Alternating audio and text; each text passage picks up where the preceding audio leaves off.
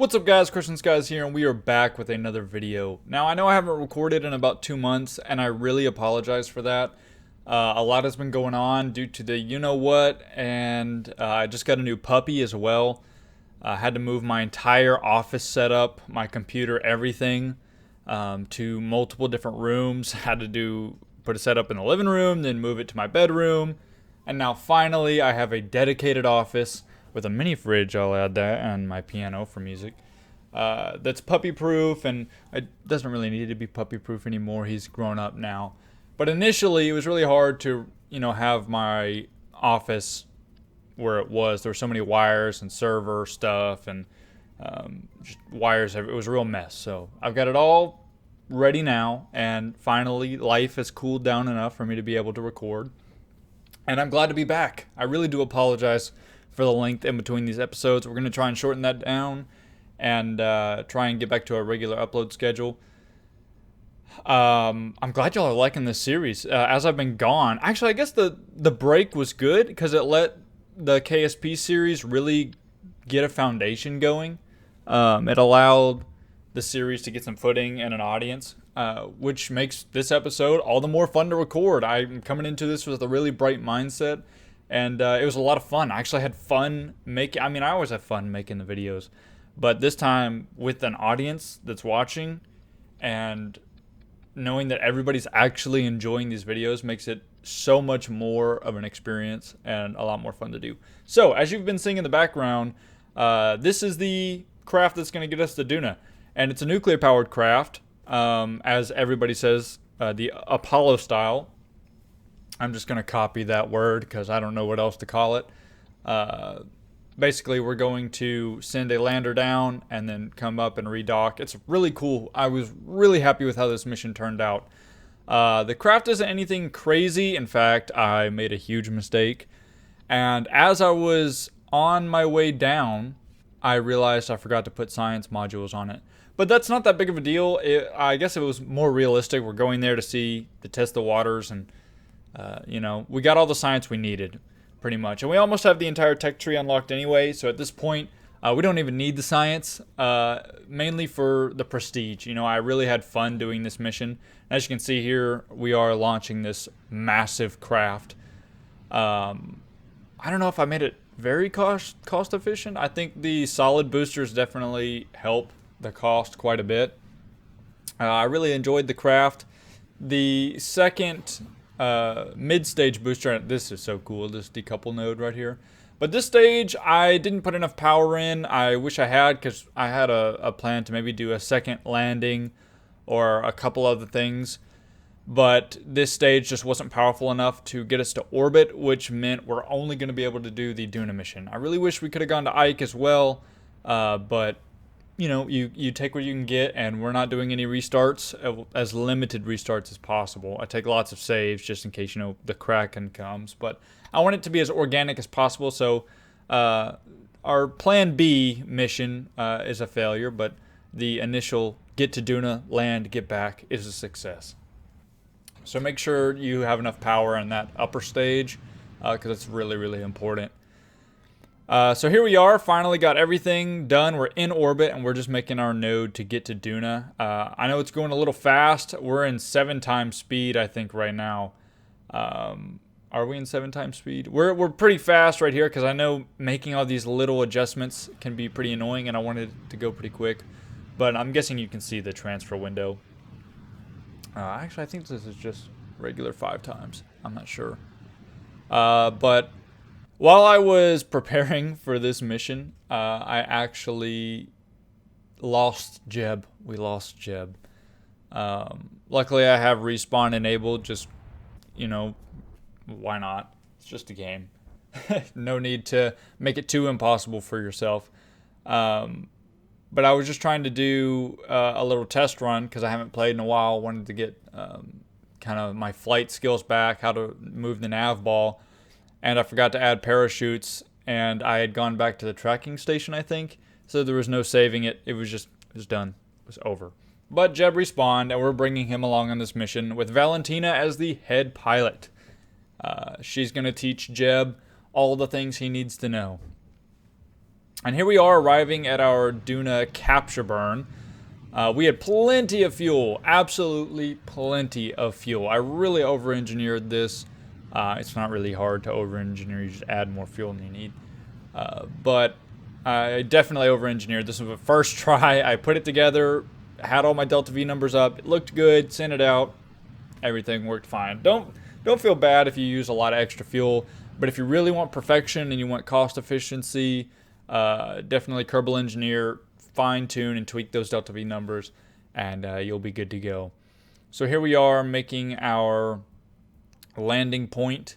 I think we decouple here, or yeah, we're in orbit now, and I think we're getting ready to decouple. Oh no, we're adjusting our orbit. I wanted it at about 80 kilometers, so 80,000 meters was my target orbital point, just to make it easy, because the craft, I wasn't sure, I couldn't quite remember how much delta V we had packed in this thing, and how it was going to get back up. But as you can see, everything worked out just fine.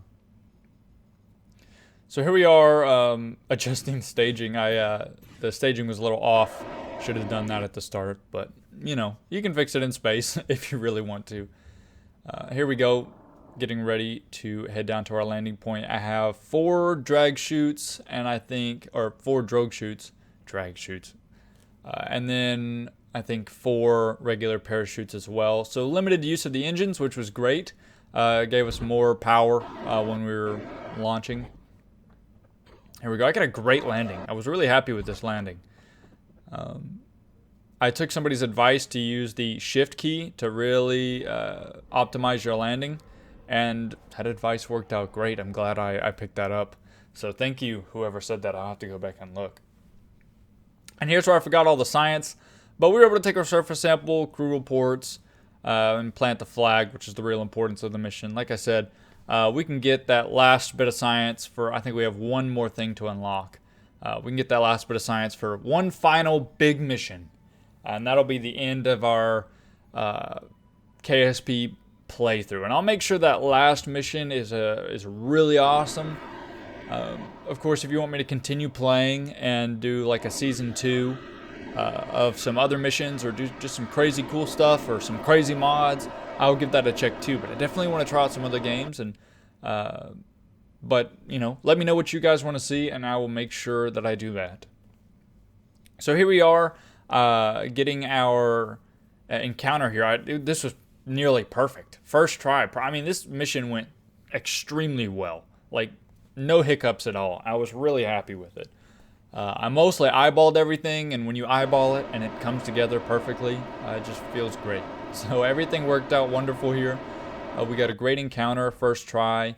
We only had to do one little tiny correction burn to get it down to just 0.1. I couldn't get it quite to 0, but this was, you know, this worked just well enough. I think it was 0.4. But yeah, this was pretty much a perfect encounter. Easy docking sequence as well. As you can see here, we're approaching the mothership.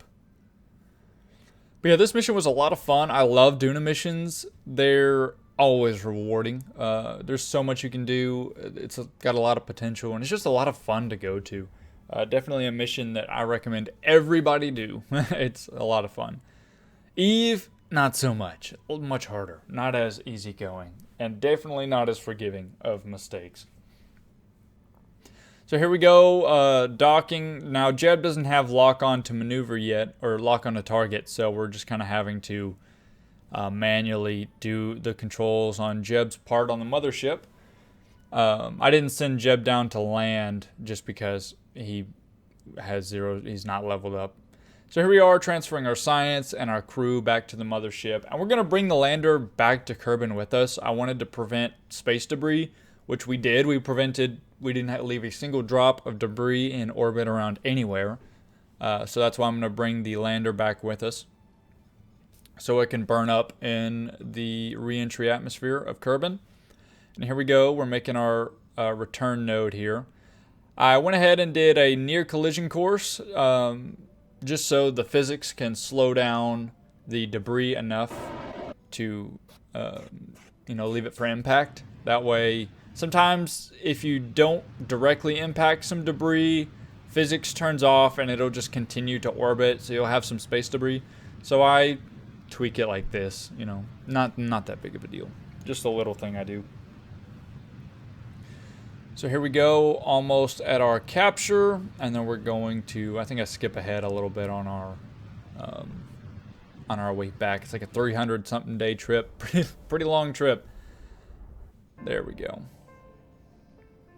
Yeah, it was near impact. So here we go on our way back. Take a drink real quick. All right, and there's the beautiful planet of Kerbin.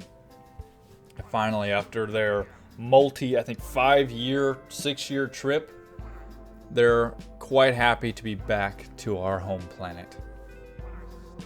And once I enter the atmosphere and know that everything is going to be on a collision course, I decouple the lander, which has nothing on it, no Kerbins. Make sure you have transferred everybody back and no science, and then decouple the rest.